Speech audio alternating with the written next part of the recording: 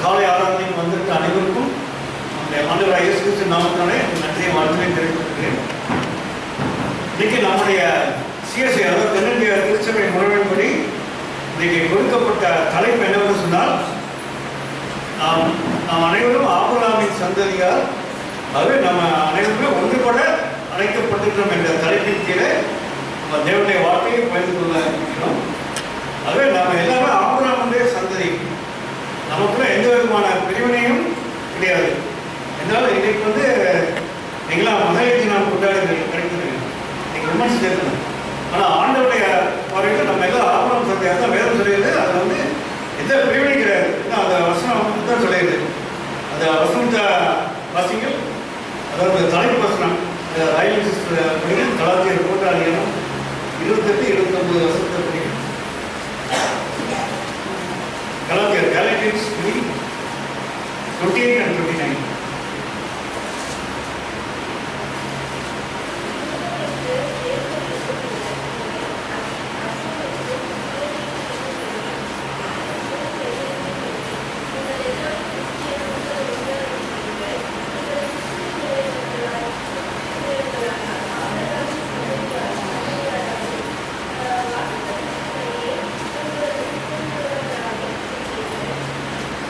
இந்த வசனத்தின் மூலமா நம்ம பார்க்கணும், நமக்குள்ள எந்த விதமான பிரிவினை கிடையாது. ஆணாண்டு கிடையாது, பெண்ணாண்டு கிடையாது, மற்ற எந்த பிரிவினையும் கிடையாது. எல்லாருமே ஆபிரகாம் சந்ததிகளாக நம்ம எல்லாம் ஒன்றுபட அழைக்கப்பட்டிருக்கோம். ஏன்னா நம்முடைய நடவடிக்கைகள், நம்முடைய அணுகுமுறைகளை வைத்து, நம்முடைய ஐயா சொல்வது போல நம்முடைய சாட்சியின் ஜீவித்தை வைத்து மற்றவர்கள் நம்மை பார்த்து நம்மை பின்பற்ற வேண்டும். அவர்களும் நம்முடைய ஆபிரகாம் சந்ததிக்கு வர வேண்டும். அதுதான் இன்னைக்கு நம்ம தியானிக்க இருக்கிற வசனம். அதுவே இந்த ஆபிரகாம் சந்ததி என்று சொன்னால் ஆண்டவராகிய இயேசு கிறிஸ்து என்ன சொல்றாருங்க? ஆபிரகாம் சந்ததி யாரை பார்த்து சொல்றாருங்க? ஆண்டவராகிய இயேசு கிறிஸ்து பூமியில வாழ்ந்த போது அவர் பல விதமான ஊழியங்களை செய்துள்ளார். அவருடைய போதனைகள், அவர் செய்த ஊழியங்கள் மற்றும் அவருடைய அற்புதங்கள்லாம் பார்த்ததை கேள்விப்பட்டு ஒரு மனிதன் என்ன பண்றாங்க? ஆண்டவரை பார்க்கணும்னு சொல்லி ரொம்ப ஆசையோட என்ன பண்ணாங்க? அந்த காட்டத்தின் மரத்துமாக ஏறி ஆண்டவரை பார்க்கறதுக்காக அந்த காத்துக்கு அந்த மனிதன் பேர் என்னங்க? யாரும் சொல்ல முடியுமா? சகை. அந்த சகைகள். அப்போ ஆண்டவர் என்ன சொன்னார்னா, சகைகளே நீ கீழே இறங்கி வா. என்ன சொன்னாங்க? இன்றைக்கு நான் வீட்டில அங்க வேண்டும் என்று சொன்ன உடனே சகைகள் என்ன ஆண்டவர் பார்த்து சொல்றான், ஆண்டவரை இதுவரைக்கும் நான் யார்கிட்ட அநியாயமாக பணம் வாங்கிதான் நான் திருப்பி கொடுத்துருக்கேன். அது மட்டும் இல்லை, நான் யார்கிட்ட நான் என்னுடைய ஆஸ்தியெல்லாம் பாதியை ஏழைக்கு கொடுக்குறேன்னு சொல்றேன். ஆண்டவர் சகையை பார்த்து என்ன சொல்றாருங்க? சொல்லுங்க, ஆண்டவர் சகையை பார்த்து என்ன சொல்றாரு? தேவ சிஸ்டர் சொல்லுங்க, ஆண்டவர் சகையை பார்த்து என்ன சொல்றாரு? இந்த மாதிரி சகையை சொன்ன உடனே ஆண்டவர் சகையை பார்த்து என்ன சொல்றாருங்க? அந்த வாசிக்க லூக்கா 19:9 வாசிக்க.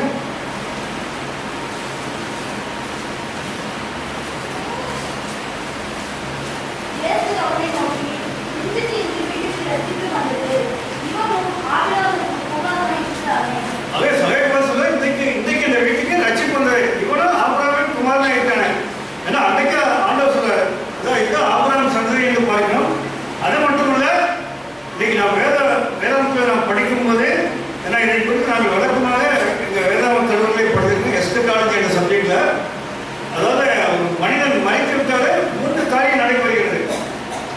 என்னெல்லாம் நடக்குதுக்கா? ஒரு மனிதன் மறைத்து விட்டார், ஃபர்ஸ்ட் என்ன நடக்குதுக்கா? ஆவி எங்க போகுது? ஆவி எங்க போகுது சொல்லுங்க. ஏன்னா நம்ம இப்போ 2 நாள் தான் நம்ம ஆண்டோடைய பாடுமானங்கள் தியானித்து கொண்டிருக்கிறோம். ஆவி எங்க போகுது என்று சொன்னால், நம்ம இப்போ அந்த ஆண்டவர் சொன்ன 7 வார்த்தையில கடைசி வார்த்தை என்ன வார்த்தைங்க? 7வது வார்த்தை என்ன வார்த்தை சொல்லுங்க? 7வது வார்த்தை என்ன வார்த்தைங்க? அதாவது பிதாவே என்னுடைய ஆவியை என்னுடைய கருத்துல ஒப்படைக்க. ஆண்டவர் பூமியில வாழ்ந்த போது அவர் 100% மனிதனாகவும் 100% அவர் தேவனாக இருந்தார். அதே அவர் மனிதனாக இருக்கின்ற காரணத்தினால என்ன சொல்றாருன்னா, பிதாவே என்னுடைய ஆவியை உடைய கருத்துல ஒப்படைக்க. ஒரு மனிதன் இறந்து விட்டாலே அது யாராக இருந்தாலும் அவருடைய ஆவி அந்த ஆண்டவரத்துல போய்விடுகிறது. அதுதான் வேத வசனம் சொல்லியிருக்காரு. அந்த வசனத்தை படிங்க, பிரசங்கி 12 அதிகாரம் 7 வசனத்தை படிங்க. பிரசங்கி 12:7.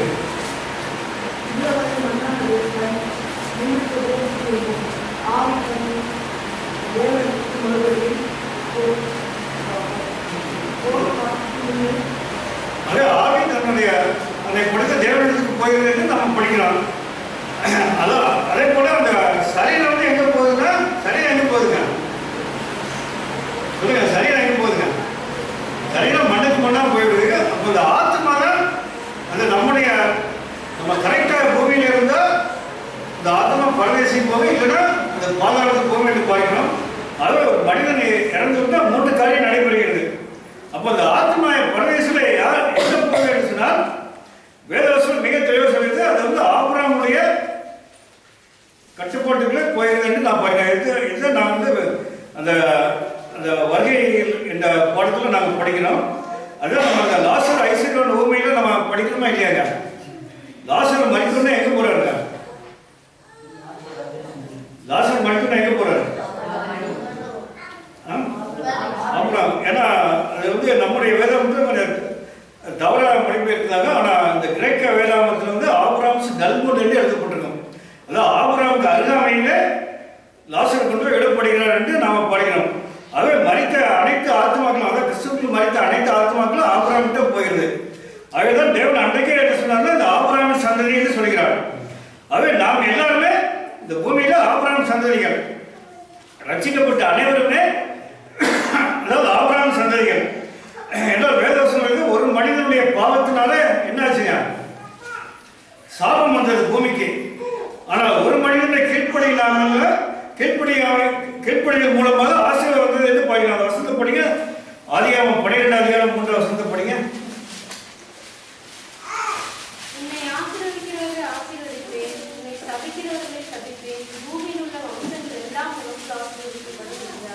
அவை இந்த ஆபிரகாம் தான் சொல்றாரு, உன்னை ஆசீர்வதிப்பேன், உன்னை சபிக்கிறவர்கள் என்று. இந்த ஆபிரகாம் மூலமாக அனைவருக்கும் ஆசீர்வாதத்தை தேவன் கொடுப்பதை பார்க்கலாம். அவை நம்ம யாருமே ஆபிரகாம் சந்ததிகள். அவை நம்ம ஆபிரகாம் சந்ததியில் இருக்க வேண்டும் என்று சொன்னால் நம்ம என்னென்ன காரியம் செய்ய வேண்டும் என்பதை குறித்து நம்ம சுருக்கமாக ஒரு 5 காரியங்களை நம்ம சுருக்கமாக நாம் பார்க்க இருக்கிறோம்.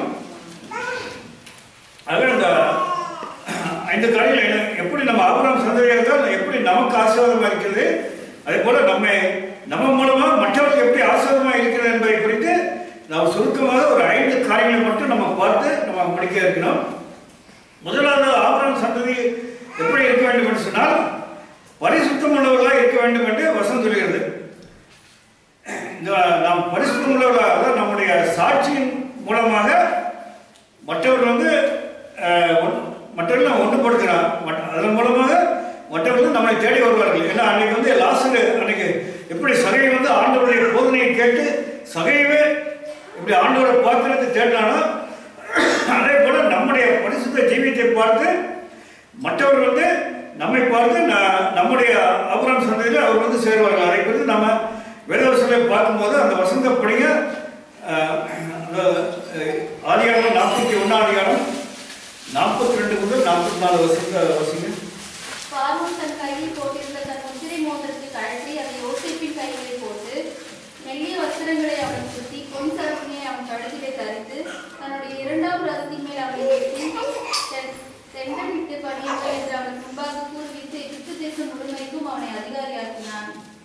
அவன் இந்த வசனத்தை பார்க்கும்போது அந்த யோசேப்பு என்ற ஒரு பரிசுத்தவான் மூலமாக மற்றவர்கள் அனைவருக்குமே ஆசீர்வாதம் கிடைத்தது என்று நாம் பார்க்க வேண்டும். வேற வசனத்தை பார்க்கும்போது அன்றைக்கு எகிப்து தேசத்தில் ஒரு பெரிய பஞ்சம் வந்தது. அப்போ யோசேப்பின் மூலமாக அந்த நாடு என்ன பண்ணுச்சு, பஞ்சத்திலிருந்து தேவன் காப்பாற்றினார். அதுக்கு என்ன காரணம்? அந்த யோசேப்பின் மூலமாக அந்த எகிப்து தேசத்தில் ஒரு பஞ்சத்தை தேவன் வந்து அந்த அந்த பஞ்சம் வராமல் பாதுகாத்து கொண்டார் என்று பாடுகிறோம். அதை படிங்க. 41 அதிகாரம் 54 வசனமும் 57 வசனம் படிங்க. 7 வருஷம் பஞ்சம் தொடங்கினது, சகல தேசங்களிலும் பஞ்சம் உண்டாயிற்று. ஆனாலும் எகிப்து தேசம் எங்கும் ஆகாரம் இருந்தது. சகல தேசங்களிலும் பஞ்சம் கொடிதாயிருந்தபடியால் சகல தேசத்தார்களும் யோசேப்பிடத்தில் தானியம் கொள்ளும்படி எகிப்துக்கு வந்தார்கள். அவர் இந்த வசனத்தை பார்க்கும்போது இந்த யோசேப்பின் மூலமாக அது அவ்வளவு பெரிய பஞ்சம் இருந்தவங்க தேவன் வந்து என்ன பண்ணாங்க, அந்த எகிப்து தேசத்தை ஆசீர்வதித்தார். அது மூலமாக ஆசீர்வதிக்கப்பட்டன. என்றால் ஒரே ஒரு பரிசுத்தமான அந்த யோசேப்பு இருக்கின்ற காலத்தினால தேவன் வந்து அந்த எகிப்து தேசத்தை மட்டுமல்ல அது மூலமாக மற்ற தேசங்கள் ஆசீர்வதிக்கப்பட்டன. அதே போல என்ன நடந்துச்சுன்னா அந்த இஸ்ரேல் மக்களும் ஆசீர்வதிக்கப்பட்டார்கள் என்று பார்க்கிறோம். என்றால் மற்ற எகிப்து மட்டுமல்ல இஸ்ரேல் தேசம் ஆசீர்வதிக்கப்பட்டது. ஏன்னா வேதவசத்தில் நாம் பார்க்கும்போது அந்த யாக்கோபு ஒரு குடும்பம் அந்த 70 பேராக அந்த யாக்கோபு குடும்பத்தார் எகிப்துக்கு வருகிறார்கள். 70 பேர் மட்டும் வர்றாங்க. ஆனால் அவங்க வந்து திரும்பி போகும்போது அந்த எகிப்தின் அடிமைத்திய வீட்டிலிருந்து அவர்கள் திரும்பி செல்லும் போது 20 லட்சம் மக்களால் திரும்பி செல்கிறார்கள். அந்த வெறும் 70 பேர் வந்தவங்க. அந்த வாசிங்க அதிகாரம் 46 அதிகாரம் 26 27 வருஷத்து வாசிங்க. வாசிங்க அதிகாரம் 46 26 27. யாக்கோபுடைய குமாரரின் மனைவிகளை தவிர அவனுடைய கற்ப பிறப்பாய் இருந்து அவர் மூலமாய் எகிப்திலே எல்லாரும் 66 பேர். யோசேப்புக்கு எகிப்திலே பிறந்த குமாரர் 2 பேர். ஆக எகிப்தில் போன யாக்கோபின் குடும்பத்தார் 70 பேர். அவ 70 பேராக அந்த எகிப்துக்கு வர்றாங்க. யாரை நம்பி வர்றாங்க? யாரை நம்பி வந்தாங்க? யாரை நம்பி வந்தாங்க? சொல்லுங்க சொல்லுங்க. யாரும் வாய்ப்பு உங்களுக்கு யோசேப்பு நம்பி வந்தாங்க. ஏன்னா யோசேப்பு ஒரு கணிதம் திராட்சை செடி. ஆகவே அந்த ஒரே ஒரு பரிசுத்தவான் யோசேப்பை நம்பி அந்த 70 பேர் யாக்கோபின் குடும்பத்தை வருகிறார்கள்.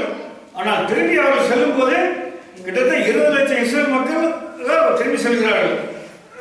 அதுக்கு காரணம் யோசேப்பு என்ற ஒரு பரிசுத்தவான் மூலமாக.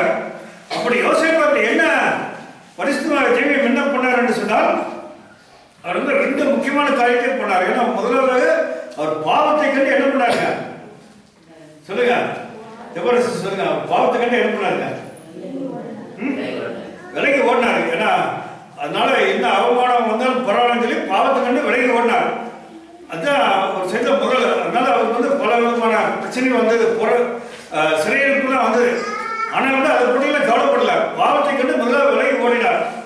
இரண்டாவது என்ன பண்ணாருன்னா அவர் வந்து பழி வாங்கவில்லை. ஏன்னா அவர் வந்து எகிப்தில் அவ்வளோ பெரிய போஸ்டிங் அவர் கிடைத்தாலும், ஏன்னா பார்வோனுக்கு அடுத்த ஒரு பதவியில் இருந்தாலும் கூட அவருடைய சகோதரர்கள் வந்த போது அவர் என்ன பண்ணாருங்க? சகோதரர்கள் ஒருத்தரை என்ன பண்ணலைங்க. ஏன்னா அவர் நினைச்சுங்க சகோதரர்கள் அனைவருமே என்ன பண்ணிருக்கலாம்? தூக்கு தண்டனை கொடுத்துருக்கலாமா? கொடுக்க முடியாது. யோசேப்பு வந்து அவ்வளோ பெரிய என்ன பண்ணிக்கலாம்? அணுவனும் சித்திரவதை பண்ணி கூட கொலை பண்ணிருக்கலாம். ஆனால் கூட யோசேப்பு என்ன பண்ணல? அப்படி பண்ணல. ஏன்னா வேதவசனம் பழி வாங்குவது எனக்குரியது என்று ஆண்டவர் சொல்கிறார். ஏன்னா நம்ம யாரையும் பழி வாங்கணுங்கிற அவசியம் கிடையாது. ஏன்னா ஆண்டவர்கிட்ட ஒப்படைச்சா ஆண்டவர் என்ன சொல்றாரு? பழி வாங்குவது எனக்குரியது என்று அந்த வசனம் படிங்க. ரோமர் 12 அதிகாரம் 19 முதல் 21 வருஷத்தை படிங்க. ரோமன்ஸ் 12:19-21. பிரியமானவர்களே, பழிவாங்குதல் எனக்குரியது, நானே பதில் செய்வேன் என்று கர்த்தர் சொல்கிறார் என்று எழுதியிருக்கிறபடியால் நீங்கள் பழிவாங்காமல் கோபாக்கினைக்கு இடம் கொடுங்கள். அன்றியும் உன் சத்துரு பசியாயிருந்தால் அவனுக்கு போஜனம் கொடு, அவன் தாகமாயிருந்தால் அவனுக்கு பானம் கொடு. நீ இப்படி செய்வதனால் அக்கினி கடலை அவன் தண்ணீரை குடிப்பாய். நீ தீமையினாலே வெல்லப்படாமல் தீமையை நன்மையினாலே வெல்லு. இதை அனைத்தும் யோசிப்பு செய்தார். ஏன்னா அவ்வளோ பிரச்சனை இருந்தாலும் அவர் பழி வாங்கல. அதுக்கு போல என்ன பண்ணாருன்னா அவனுடைய சகோதரனுக்கு நன்மையை செய்தார். ஆகவேதான் தேவன் வந்து யோசேப்பின் மூலமாக அந்த இஸ்ரேல் மக்களை ஆசீர்வதிப்பார், எகிப்தின் மக்களை ஆசீர்வதித்தார், அதுபோல சுற்று வட்டாரங்களை ஆசீர்வதித்தார். இந்த வசனத்தை இந்த செய்தியை ஒரு இடத்துல சொல்லிக் கொண்டிருக்கும் போது ஒருவர் இடத்துல கேட்டார், அவங்க ஆண்டவரை இயேசு கிறிஸ்து கூட பழி வாங்கினார் இல்லைங்க, அதை பற்றி என்ன சொல்றீங்கன்னு சொன்னா, ஆண்டவரை இயேசு கிறிஸ்து எந்த இடத்துலையுமே பழி வாங்கவில்லை. என்றால் அவர் சிலுவையில் அறையப்படும் போது அந்த யூதர்கள் இஸ்ரேல் மக்கள் என்ன பண்ணாங்க? சாபத்தை அவர்கள் ஏற்றுக்கொண்டார்கள். ஏன்னா ஆண்டவரை இயேசு கிறிஸ்து சிலுவையில் அறையப்படும் போது அறையப்படுவதற்கு முன்னதாக அந்த பிலாத்து வந்து என்ன பண்றாங்க? அந்த இஸ்ரேல் மக்கள் போது என்ன கேட்கிறாங்க? சொல்லுங்க. பிலாத்து இஸ்ரேல் மக்கள் போது என்ன கேட்கிறாங்க? சொல்லுங்க. சொல்லுங்க. பிலாத்து வந்து இஸ்ரேல் மக்கள் போது என்ன கேட்கிறாங்க? நான் இந்த மனிதத்துல எந்த ஒரு குற்றமும் நான் பார்க்கல, அப்புறம் எதுக்காக நீங்க சிலுவையில் அறையிறீங்கன்னு சொல்லி சிலுவையில் அறைய போறீங்க, எதுக்காக தண்டனை கொடுக்க போறீங்கன்னு பிலாத்து கேட்கிறாரு இல்லையா? ஏன்னா பிலாத்து எப்படியாவது அந்த இயேசு கிறிஸ்துவை விடுதலை பண்ணிவிட வேண்டும் என்று சொல்லி மிகவும் முயற்சி பண்ணுகிறார். ஏன்னா பிலாத்து வந்து யார் முதல்ல செய்தி அனுப்புறதுங்க, இந்த மனிதனுக்கு எந்த ஒரு தண்டனை கொடுக்குறான்னு சொல்லி. ஏன்னா இன்னைக்கு இப்போ மகளிர் தினம் கொண்டாடுறீங்க. ஏன்னா மகளிர் இன்னைக்கு முக்கியமான தினம். ஆகவே இதில் வந்து யார் முதல்ல பிலாத்துக்கு யார் செய்தி கொடுத்து அனுப்புறாங்க? பிலாத்து மனைவி தான் இந்த நீதிமானுக்கு எந்த ஒரு இது நீங்க தண்டனை கொடுக்காதீங்கன்னு பிலாத்து மனைவி தான் ஃபர்ஸ்ட் செய்தி அனுப்புறாங்க. ஆகவே இப்படிப்பட்ட குணம் இன்னைக்கு பெண்களுக்கு இருக்கிறதா இல்லையாங்க?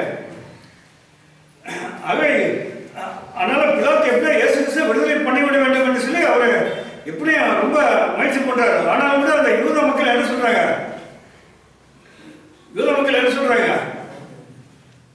அவர் வந்து சிலுவையில் அறையும் சொல்லி அந்த வசந்த படிங்க. லூக்கா 23 அதிகாரம் 17-18 வசந்த படிங்க. லூக்கா 23:17-18.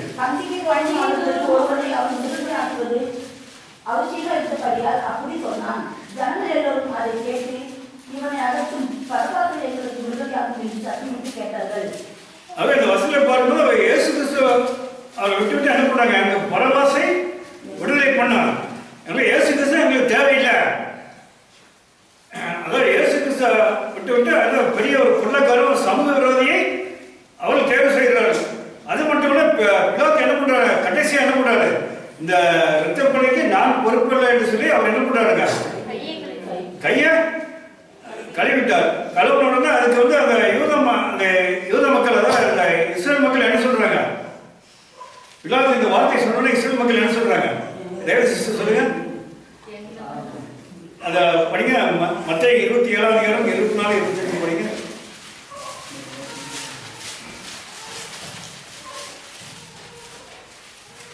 மத்தேயு 27. கலகம் அதிகமாகிறதே அல்லாமல் தன் கலகம் அதிகமாகிறதே அல்லாமல் தன் பிரயத்தனத்தினாலே பிரயோஜனமில்லை என்று பிலாத்து கண்டு தண்ணீரை அள்ளி ஜனங்களுக்கு முன்பாக கைகளை கழுவி, இந்த நீதிமானுடைய இரத்த பலிக்கு நான் குற்றமற்றவன், நீங்களே பார்த்து கொள்ளுங்கள் என்றான். அதற்கு ஜனங்கள் எல்லாரும், இவனுடைய இரத்த பலி எங்கள் மேலும் எங்கள் பிள்ளைகள் மேலும் இருப்பதாக என்று சொன்னார்கள். எங்கள் மீதும் எங்கள் பிள்ளைகள் மாதிரி இருக்கிறது. ஏன்னா ஆண்டவர் யாரையும் பழி வாங்கல. நீங்க நல்லா பாருங்க, ஆண்டவராக இயேசு கிறிஸ்து யாரையுமே பழி வாங்கல. அவர்களே என்ன பண்ணாங்க? ஏற்றுக்கொண்டாங்க இந்த இரத்தப்படி எங்கள் மீது. அதனால இன்று வரை இஸ்ரேல் தேசத்துல என்ன ஆகுதுங்க? இன்று வரை அங்க ஒரு சந்தோஷம் சமாதானம் இல்லை. இன்று வரைக்கும் அங்க வந்து யுத்தம் நடந்து கொண்டுதான் இருக்கிறது. அங்க போராட்டம் நடந்து கொண்டுதான் இருக்கிறது. அங்க உள்ள இஸ்ரேல் மக்கள் இன்றைக்கு வேதனை அனுபவித்துக் கொண்டிருக்கிறார்கள். அதுக்கு என்ன காரணம்னா, அன்றைக்கு அவருடைய முக்தாக்கள் வந்து என்ன பண்ணாங்க? சாபத்தை அவர்களே ஏற்றுக்கொண்டார்கள். இந்த இரத்தப்படி எங்கள் மீதும் எங்கள் பிள்ளைகள் மீது செயல்படுறது என்று சொன்னனால இன்று வரை அவர் பிள்ளைகள் வேதனை அனுபவித்துக் கொண்டிருக்கிறார்கள். அது மட்டும் இல்ல, இன்றைக்கு அந்த இஸ்ரேல் தேசம் சுற்றி வர உள்ள அனைத்து நாடுகள் அந்த அந்த மக்கள் மத்தியிலே அவருக்கு வந்து ஒரு சமாதானம் கிடையாது. ஏன்னா பாலஸ்தீன இயக்கங்கள் மற்ற ஹமாஸ் போராளிகள் மற்ற அனைவரோட அந்த பிரச்சனை எழுதி கொடுக்க என்ன காரணம் என்று சொன்னால், அது வந்து ஆண்டவர் அன்னைக்கே சொல்லிட்டாரு. ஏன்னா நீங்க வந்து என்ன மரத்துக்கு என்ன பண்ணீங்க? நீங்க அந்நிய தேவர்களை நீங்க வணங்கினால அந்த மக்கள் வந்து உங்களோட தான் இருப்பார்கள். நான் அவங்களை வந்து துரத்த மாட்டேன். அவங்க உங்களுக்கு இருந்து கண்டிப்பா பிரச்சனை கொடுத்து கொண்டே தான் இருப்பார்கள் என்று சொல்லி அன்னைக்கே என்ன பண்ணாங்க? ஆண்டவர் சொன்னாங்க. வசந்த படிங்க. நியாயாதிபதிகள் 2 அதிகாரம் 20-21 வசந்த படிங்க. ஆகையால் கர்த்தர் இஸ்ரவேலின் மேல் கோபம் உண்டவராகி, இந்த ஜனங்கள் தங்கள் பிதாக்களுக்கு நான் கற்பித்த என் உடன்படிக்கையை மீறி என் சொல்லை கேளாது போனபடியால் யோசுவா மரித்து பின் வைத்து போன ஜாதிகளில் ஒருவரையும் நான் இனி அவர்களுக்கு முன்பாக துரத்தி விடாதிருப்பேன். அந்த மக்களை நான் கொடுக்க மாட்டேன். அவர்கள் உங்களோட இருந்து உங்களுக்கு பிரச்சனை பண்ணிக்கொண்டே தான் இருப்பார்கள். அவர்களோட உங்களுக்கு யுத்தம் இருந்து கொண்டே தான் இருக்கு என்று சொல்லி அன்றைக்கே ஆண்டவர் வந்து அந்த இஸ்ரேல் மக்களுக்கு அன்றைக்கே ஆண்டவர் வந்து ஒரு சாபத்தை கொடுத்து விட்டார். அதை இன்றைக்கு அந்த இஸ்ரேல் மக்கள் ஆண்டவரை இயேசு கிறிஸ்துவை தேவன் என்று அறிக்கையிடுகிறார்கள். இயேசு கிறிஸ்துவை விசுவாசித்து ஆண்டவரை இயேசு கிறிஸ்துவை என்னுடைய தேவன் என்று என்னைக்கு இஸ்ரேல் மக்கள் அறிக்கையிடுகிறார்களோ அந்த வரை அவருக்கு வந்து அந்த பிரச்சனை இருந்து கொண்டே இருக்கும். அந்த வரை அவருக்கு அந்த யுத்தம் இருந்து கொண்டே இருக்கும். அதே சாபத்தை அவர்களே ஏற்றுக்கொண்டார்கள்.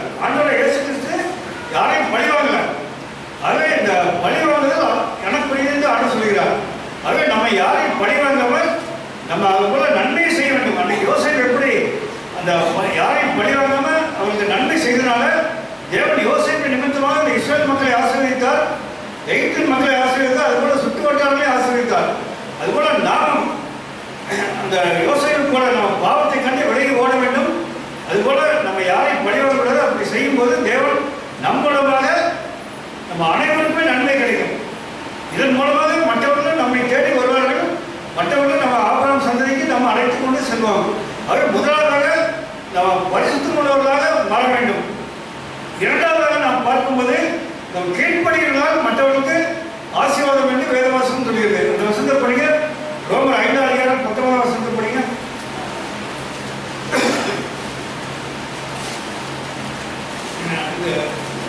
ரைச்சல் சிஸ்டம் படிங்க, ரோமர்ஸ் 5:19.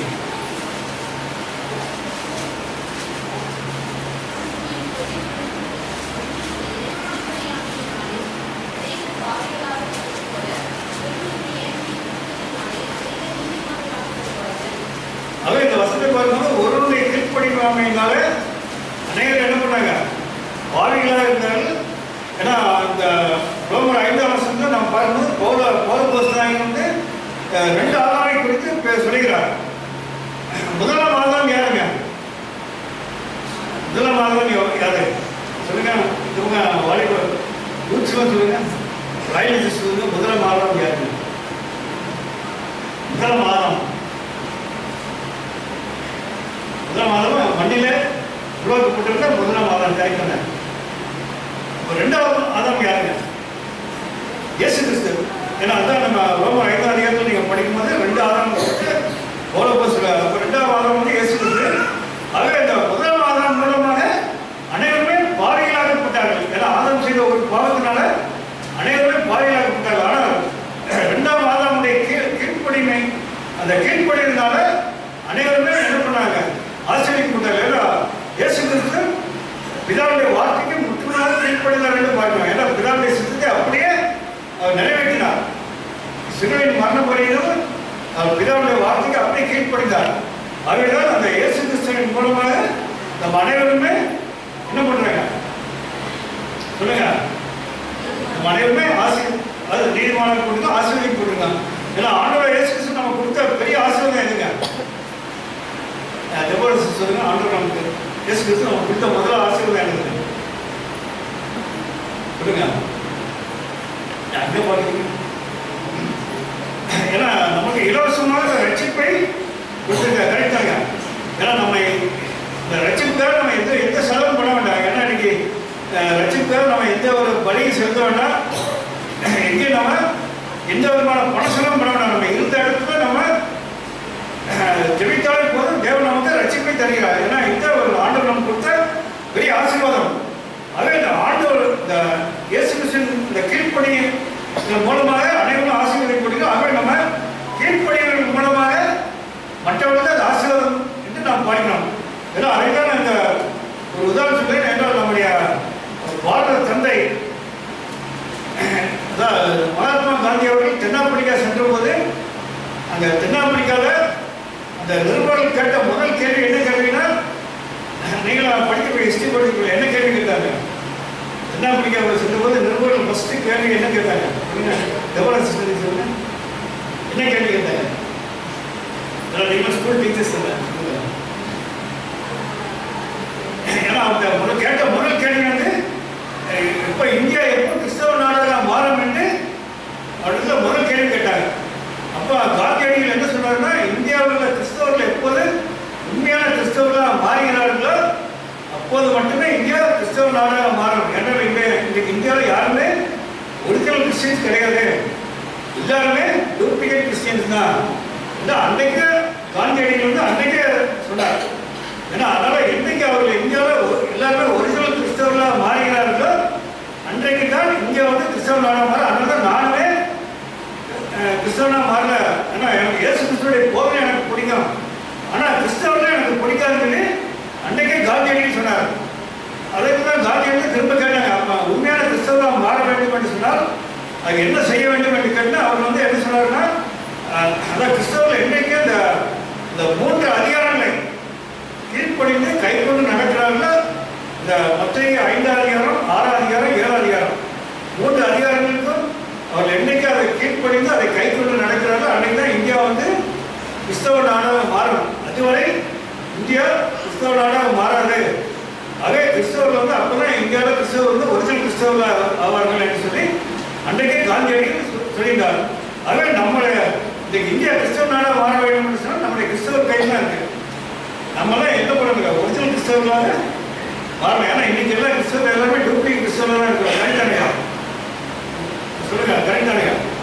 அதே இன்னைக்கு ஒரிஜினல் கிறிஸ்தவர்களாக மாறினார்கள் அன்றைக்கு தான் இந்தியா வந்து கிறிஸ்தவ நாடாக மாறும். அதுதான் வேதாளத்தில் நான் பார்க்கும்போது ஆண்டவர் வந்து இந்த சோதம் குமாரா பட்டணத்தை அழிக்கிறதுக்கு முன்னால ஆபிரகாம் சொல்றாருங்க, நான் வந்து சோதம் குமாரா பட்டணத்தை அழிக்க போறேன்னு சொன்னோடனே ஆபிரகாம் என்ன கேட்கிறாருங்க ஆண்டவர்கிட்ட? சொல்லுங்க தேவ சிஸ்டர் சொல்லுங்க. அந்த ஆபிரகாம் வந்து மற்றோட 50 நீதிமான் இருந்தால்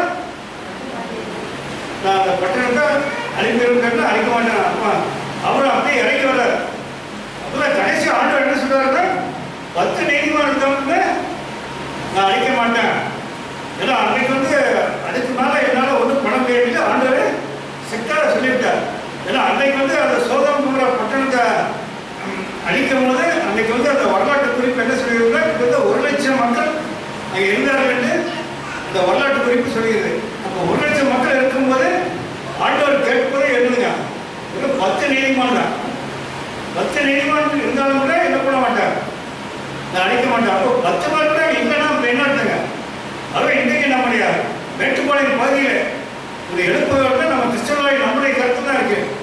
நம்ம கிறிஸ்தவர்கள் வந்து ஆண்டோடைய வார்த்தைக்கு கீழ்ப்படிந்து அதை கை கொண்டு நடக்கும் போது இதன் மூலமாக நம்ம மேட்டுப்பாளையம் பகுதியில் என்ன பண்ணாங்க பெரிய எழுப்புதல். ஏன்னா மேட்டுப்பாளையம் 20 சபை 20 மேற்பட்ட சபைகள் இருக்கின்றன. ஆனால் எந்த 20 சபையில் இருந்தாலும் கூட 20 சபையில் கிறிஸ்தவர்கள் யாரும் ஒரிஜினல் கிறிஸ்தவர்களாக யாருமே இல்லை. கரெக்டானுங்க எவ்வளோ சிஸ்டர்? ஏன்னா எல்லாருமே டூப்ளிகேட் கிறிஸ்டின்ஸ் தான் இருக்காங்க. கரெக்டானுங்க. அதனால மேட்டுப்பாளையம் பகுதியில் எழுப்புதல் வரமாட்டேங்க. அவை என்றைக்கு அவர்கள் தேவனுடைய வார்த்தைக்கு கீழ்ப்படுகிறார்கள், என்றைக்கு அந்த மத்திய 5ஆம் அதிகாரம், 6ஆம் அதிகாரம், 7ஆம் அதிகாரம் 3 அதிகாரத்தை கீழ்ப்படிந்து அதை கை கொண்டு நடக்கிறார்களோ அன்றைக்கு தான் மேட்டுப்பாளையம் பகுதியில் ஒரு பெரிய எழுப்புதல் வரும். ஏன்னா நம்ம வெளியே போய் நம்ம போதனம் பண்ணி பயனில்லை. ஏன்னா ஃபர்ஸ்ட் நம்ம உண்மையான கிறிஸ்தவர்களாக மாற வேண்டும். அப்படி மாறும்போது தேவன் வந்து பெரிய எழுப்புதலை நம்முடைய பகுதியில் செய்வார். அதே போல இந்தியாவில் கிறிஸ்தவர்கள் அனைவருமே தேவனுடைய வார்த்தையை கீழ்ப்படி நடக்கும்போது இந்தியாவில் ஒரு பெரிய எழுப்புதல் தேவன் தருவார். அது இரண்டாவது நம்ம கீழ்ப்படிதல் அவசியம் தேவை.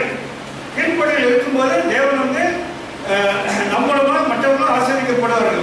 ஆக இரண்டாவது கீழ்ப்படிதலை நாம் பார்க்கலாம். மூன்றாவது நமக்கு என்ன தேவை என்று சொல்லும்போது ஆபிரகாம் சந்ததியாராகிய நமக்கு என்ன தேவை என்று சொல்லும்போது நம்ம ஜெபிக்கிறவர்களால் மற்றவர்களுக்கு ஆசீர்வாதம். நம்ம மற்றவர்களுக்கு ஜெபிக்க வேண்டும். அதான் வசந்த படிங்க, ராயல் சிஸ்டர் படிங்க. எஸ்தர் 4ஆம் அதிகாரம் 15 முதல் 17 வசனத்தை வாசிங்க. எஸ்தர் 4 15 முதல் 17.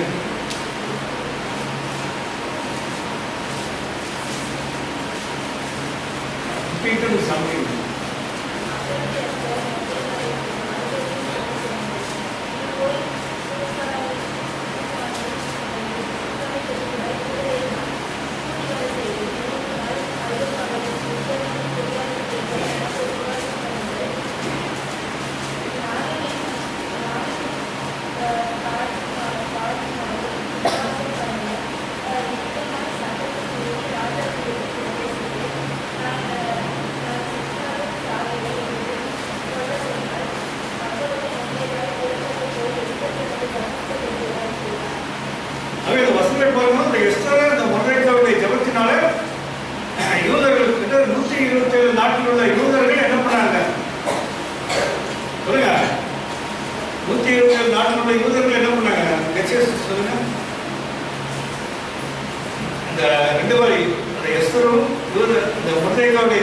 காரணமாக என்ன பண்ணாங்க, அவங்க ஜபத்தினால அந்த யூதர் 120 நாட்கள் உள்ள யூதர்களும் காப்பாற்றப்பட்டார்கள் என்று பார்க்கிறோம். ஆகவே நம்முடைய ஜபத்தின் மூலமாக நம்ம தேசம் வந்து காப்பாற்றப்பட வேண்டும். ஏன்னா இன்னைக்கு வந்து நம்ம ஜபம் எப்படி பண்றோம்னா நமக்காக நம்முடைய குடும்பத்துக்காக மட்டும்தான் ஜபிக்கிறோம்.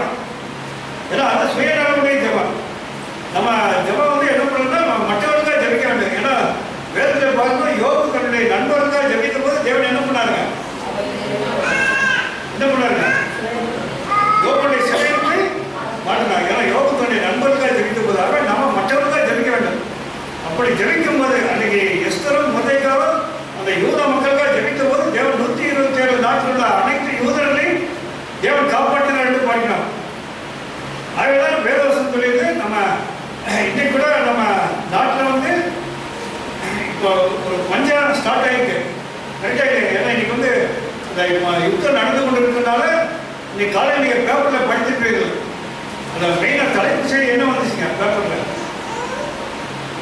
தலைப்பு காலையில் நியூஸ் பேப்பரில் தலைப்பு செய்தி என்ன படிச்சிங்க சொல்லுங்க? யாரும் பேப்பர் படிக்கலையா? தலைப்பு செய்தியில் வந்து என்ன பண்ணுன்னா இன்னைக்கு சிலிண்டர் விலை 60 ரூபா விலை ஏறின்னு படிச்சுமா இல்லையா? சிலிண்டர் விலை, இந்த வீட்டு சிலிண்டர் விலை 60 ரூபா உயர்ந்திருக்கிறது. அதே போல கமர்ஷியல் சிலிண்டர் விலை 115 ரூபா உயர்ந்திருக்கிறது என்று நாம் படிக்கிறோம். அப்போ இந்த சிலிண்டர் விலை ஏறும்போது அப்போ என்ன நடக்குன்னா ஆட்டோமேட்டிக்காக என்ன பண்ணுங்க, மற்ற பொருளுக்கு விலை ஏறும். ஏன்னா நீங்கள் கடையில் வந்து நம்ம டீ குடிச்சா 10 ரூபாய்க்கு நம்ம டீ குடிச்சோன்னா நாளைக்கு வந்து 20 ரூபா வருமா வராதா? வருமா வராதுங்க. அதே போல இன்னைக்கு வந்து பெட்ரோல் டீசல் விலையெல்லாம் ஏறுவதற்கு அவங்க வாய்ப்பாயிருக்கு. ஏன்னா இப்போ எலெக்ஷன் வரனால இப்போ அமைதியாக இருக்கிறாரு. எலெக்ஷன் முடிஞ்ச உடனே கண்டிப்பாக பெட்ரோல் டீசல் விலை கண்டிப்பாக ஏறும். ஏன்னா இன்னைக்கு பாகிஸ்தானில் 50 ரூபாய்க்கு ஏறி இருக்கு. 1 லிட்டர் பெட்ரோல் விலை 50 ரூபாய்க்கு ஏறி இருக்கு. அதே இப்படிப்பட்ட காரியம்லாம் இன்னைக்கு நடைபெற போயிடுது. இதற்கு நம்ம என்ன பண்ணலாம்? நம்ம தேசத்துக்காக நம்ம ஜெபிக்க வேண்டும். அப்படி நாம ஜெபிக்கும் போது தேவன் வந்து என்ன பண்ணுவாங்க? தேவன் நமக்கு நம்மளமாக நம்ம தேசத்துக்கு தேவனோட ஆசீர்வாதத்தை தேவன் நமக்கு தருவார். அதனால ஆண்டவர் அன்னைக்கு சொல்லியிருக்காரு, நான் ஏதோ திறப்பின் வாசல் நின்று ஜெபிக்கிறதுக்காக நான் ஒரு மனிதன் தேடினேன். ஆனால் யாருமே இல்லைன்னு ஆண்டவர் வருத்தப்பட்டார். அந்த வசனத்தை படிங்க, இந்த எசைக்கல் திவரசித்து படிங்க. எசைக்கல் 22ஆம் அதிகாரம் 30ஆம் வசனத்தை படிங்க. எசைக்கல் 22:30 பைபிள் இல்லையா? நீங்க படிங்க, தேவசித்து படிங்க. எசைக்கல் 22ஆம் அதிகாரம் 30ஆம் வசனத்தை படிங்க. நான் தேசத்தை அழிக்காதபடிக்கு திறப்பிலே நிற்கவும் சுவரை அழைக்கவும் தக்கதாக ஒரு மனுஷனை தேடினேன், ஒருவனையும் காணேன். ஆண்டவர் சொல்றார், தேசத்தை அழிக்காதபடிக்கு நான் ஒரு மனிதன் தேடினேன். ஆனா எந்த மனிதனுமே இல்லாத ஆண்டவர் மிக வருத்தப்படுகிறார். ஆக இன்னைக்கு இந்திய தேசத்துல தேவன் வந்து ஒரு செழிப்பை ஏற்படுத்த வேண்டும் என்று சொன்னால் நம்ம அனைவருமே திறப்பில் நின்று என்ன பண்ணுங்க, ஜெபிக்க வேண்டும். ஏன்னா அப்படி ஜெபிக்கும் போது மட்டுமே தேவன் நமக்கு ஆசீர்வாதத்தை தருவார். ஏன்னா அது மட்டும் இல்லை, நம்ம வந்து தேசத்துக்காக ஜெபிக்கலாம். ஆனால் வேதாவுக்கு உட்பட்டு நம்ம ஜெபிக்க வேண்டும். அது முக்கியம். ஏன்னா நம்ம தேசத்துக்கு ஆண்டவர் வந்து செழிப்பை தரணும், ஆசீர்வாதம் தரணும்னு சொல்லி நம்ம ஜெபிக்கலாம். ஆனால் வேதவசனம் மிக தெளிவாக சொல்கிறது எப்படி நம்ம ஜெபிக்க வேண்டும் என்று வசனம் சொல்கிறது. அந்த வசனம் என்ன சொல்லுகிறது என்று சொன்னால், அதை எப்படி ஜெபிக்கணும் அந்த வசனத்தை படிக்க 2 நாளாகமும் 7ஆம் அதிகாரம் 14ஆம் வசனத்தை படிங்க. 2 Chronicles 7:14.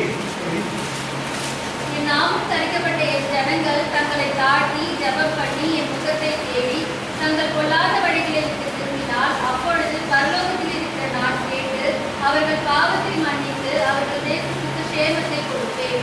நம்ம வெறுமையா ஜெபிக்க மட்டும் போதாது, நம்ம என்ன பண்ணலாம்? பொல்லாத வழியை விட்டு நம்ம திரும்ப வேண்டும். அப்போதும் தேவன் நம்முடைய பாவத்தை பண்ணிட்டு என்ன பண்ணுவாங்க? நம்முடைய ஜெபத்துக்கு நம்முடைய தேசத்துக்கு தேவன் ஒரு சேமத்தை தருவார். ஆகவே நம்ம தேசத்துக்காக நம்ம ஜெபிக்க வேண்டும். ஆனால் அதுக்கு முன்னாடி நம்ம பொல்லாத வழியை விட்டு நம்ம திரும்ப வேண்டும்.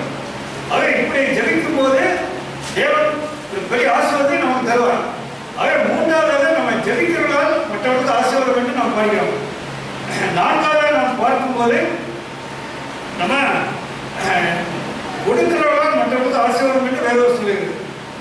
நம்ம ஆண்டவருக்கு நம்ம தாராளமாக கொடுக்கும் போது அது மூலம் மற்றவர்கள் ஆசீர்வதிக்க முடியாது. அந்த வருஷத்துக்கு படிங்க, யோவான் 6ஆம் அதிகாரம் 9, 10, 11, 9-12 வருஷத்தை படிங்க. யோவான் 6ஆம் அதிகாரம். அவன் கையில் 5 அப்பங்களும் உண்டு. ஆனாலும் அவர்கள் இத்தனை ஜனங்களுக்கு ஏமாற்றம் என்றான். வேறு ஜனங்களை உட்கார வைத்தார். அந்த இடம் 3 முன்னாள் இருந்தது. பன்னிருந்த குற்றத்தில் ஏறக்கூடிய 5000 பேராக இருந்தார்கள். இயேசு அந்த அப்பங்களை எடுத்து கோப்பம் பண்ணி சீசர்களுக்கு கொடுத்தார். சீசர்கள் 12 கொடுத்தார்கள். அப்படியே மீன்களையும் அவருக்கு எடுத்து அவருக்கு வேலை மட்டும் கொடுத்தார். அவர்கள் திருப்பி அனுப்பிட்டு அவர் தங்களுடைய சீசர்களை நோக்கி, ஒன்றும் சேதமாய் போகாதபடிக்கு மீதியான விஷயங்களை சேர்த்து வையுங்கள் என்றார்.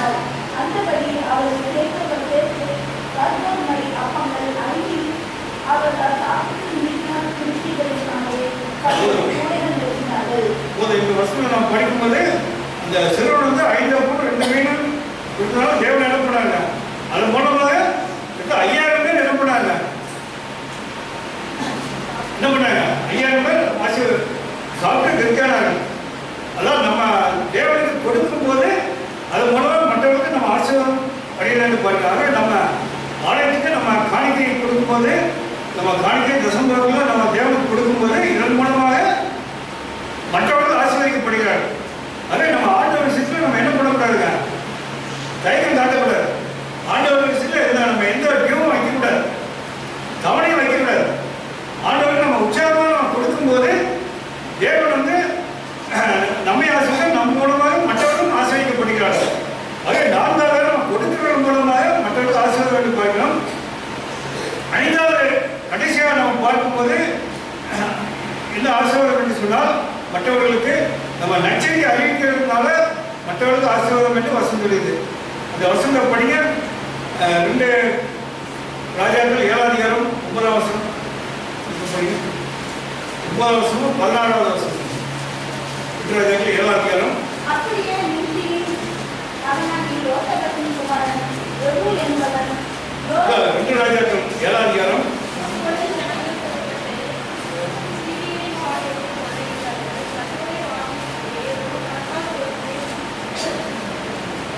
அவர்கள் ஒருவரை ஒருவர் நோக்கி நாம் செய்கிறது நியாயமல்ல, இந்நாள் நற்செய்தி அறிவை சொன்னால் நாம் மௌனமாக இருந்து பொழுது விடிய மட்டும் காத்திருந்தால் குற்றம் நம்மை வரும். இப்பொழுது நாம் போய் ராஜாவின் அரண்மனை இருக்கும் அரண்மனையிலிருந்து இதை அரண்மனையாருக்கு இதை அறிவிப்போம் வாருங்கள் என்றார்கள். இந்த வசனம் பாருங்க, இந்த குஷ்டரோகிகள் நற்செய்தியை அறிவித்தார்கள். எல்லாம் அவர் வந்து அசிரிய பாளையத்தில் எல்லாமே சாப்பிட்டு அப்புறம் அவர் வந்து அந்த மக்களுக்கு போய் நற்செய்தி அறிவித்து இதன் மூலமாக மக்கள் வந்து என்ன பண்ணாங்க, சாப்பிட்டு திருப்தியானார்கள். ஏன்னா அந்த குஷ்டரோகிகள் வந்து நற்செய்தி அறிவித்தார்கள்.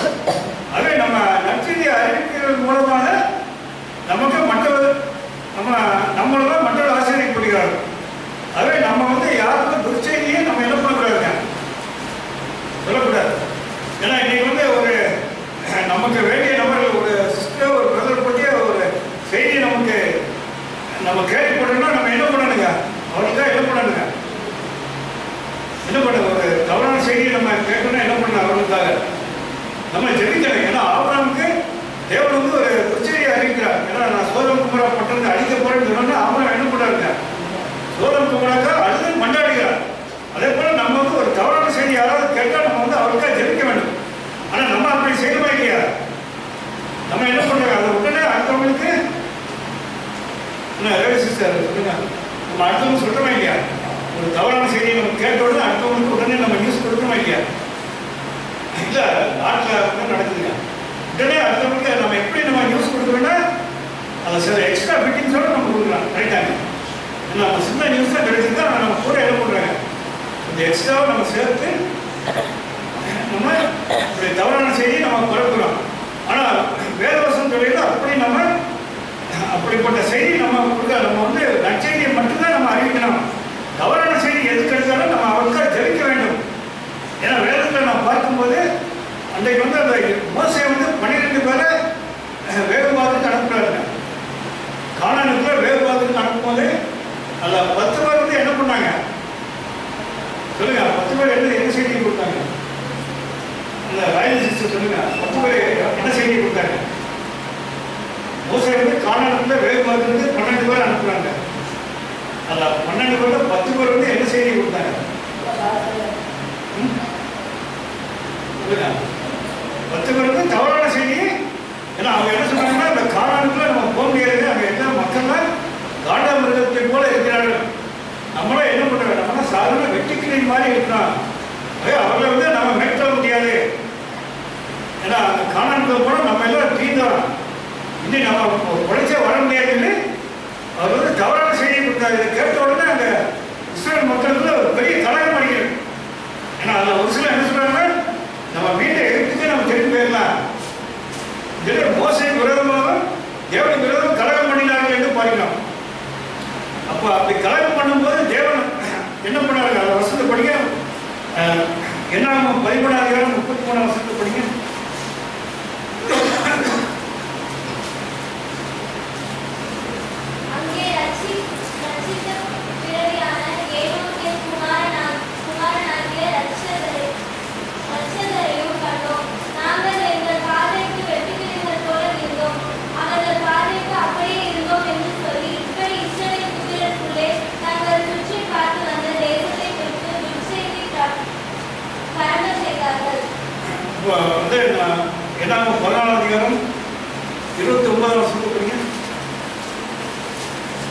வனாந்திரத்தில் உங்கள் பிரேதங்கள் விழும். உங்களில் 20 வயது முதல் அதற்கு மேற்பட்டவர்களாக எண்ணப்பட்டு உங்கள் தொகைக்கு உட்பட்டவர்களும் எனக்கு விரோதமாய் முறுமுறுக்கின்றவர்களுமாகிய அனைவரின் பிரேதங்களும் விழும்.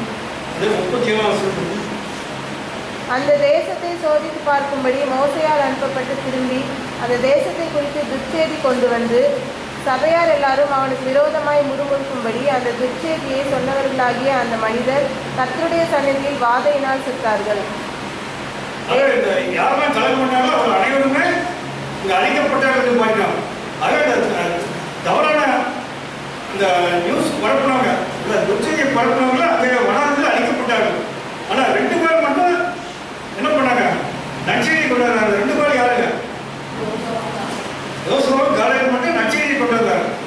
அப்படி கொண்டு வந்ததுனால என்ன நடந்துச்சுன்னா, அவர்கள் மூலமாக அவர்கள் வார்த்தை கேட்கலாம். அவர் மூலமாக கானானுக்குள்ளே அனைவரும் பிரவேசித்தார்கள் என்று பார்க்கிறோம். அதான் அப்போ அந்த இஸ்ரேல் மக்கள் வந்து ஆண்டவரை மறந்துவிட்டார்கள். ஏன்னா ஆண்டவர் தான் அவர்களை வந்து எகிப்திலிருந்து வழிநடத்தி கொண்டு வர்றாரு. எகிப்தில் அவருக்கு வந்து மன்னாவை கொடுத்தது, காடையை கொடுத்தது, மற்ற அனைத்து உதவிகளும் ஆண்டவர் செய்தார். அதையெல்லாம் மறந்து விட்டு அவங்க வந்து என்ன பண்ணாங்க? மாம்சத்தை இடம் கொடுத்தார்கள். அப்போ ஆண்டவர் நமக்காக யுத்தம் பண்ணாருங்கிற அதை அவங்க மறந்து விட்டார்கள். அதுவே தேவன் வந்து அவர்களை எல்லாம் இந்த வனாந்திரத்தில் தண்டித்தார்னு பண்ணாங்க. ஆனால் அந்த 2 பேர் என்ன சொல்றாங்கன்னா, ஆண்டவர் நம்மோடு கூட இருக்கிறார். அதே நமக்கு கவலை இல்லை. அவங்க எப்படிப்பட்ட காண்டமரம் மாதிரி இருந்தாலும் பரவாயில்லை. நம்ம என்ன பண்ணலாம்? நம்ம அவர்களை மேற்கொள்ளலாம். ஏன்னா ஆண்டவர் நமக்காக என்ன பண்ணுவாங்க? நமக்காக யுத்தம் பண்ணுவார் என்று சொல்லி அந்த 2 பேர் நற்செய்தியை பரப்பினார்கள். அதே தேவன் அவர்கள் மூலமாக அந்த இஸ்ரேல் மக்களை ஆசீர்வதித்தார். அது மூலமாக அவர்கள் கானானுக்கு சென்றார்கள். அதே நம்ம வந்து ஆபரண சந்ததியாக இருக்கின்ற காரணத்தினால முதல்ல நம்மை நாமே சரிப்படுத்திக் கொள்ள வேண்டும். அப்போது நமக்கு தேவன் நன்மை தருவார். அது மூலமாக நம்ம மற்றவர்களுக்கு தேவன் நன்மை தருவார். அதை முதலாவதாக நம்ம என்ன செய்ய வேண்டுங்க? நம்ம 5 காரியங்களை பார்த்தா முதலாவது என்ன பண்ணுங்க? பரிசுத்த ஜெயிலை நமக்கு வந்து 2வது கீழ்ப்படுகிறது, 3வது என்ன பண்ணுங்க? மற்றவர்களுக்காக ஜெயிக்க வேண்டும். 4வது கொடுக்கிறவர்களாக இருக்க வேண்டும். 5வது நம்ம நற்செய்தி அறிவிப்பாக இருக்க வேண்டும். அப்படி அறிவிக்கும் போது தேவன் நம்மை ஆசீர்வதிக்க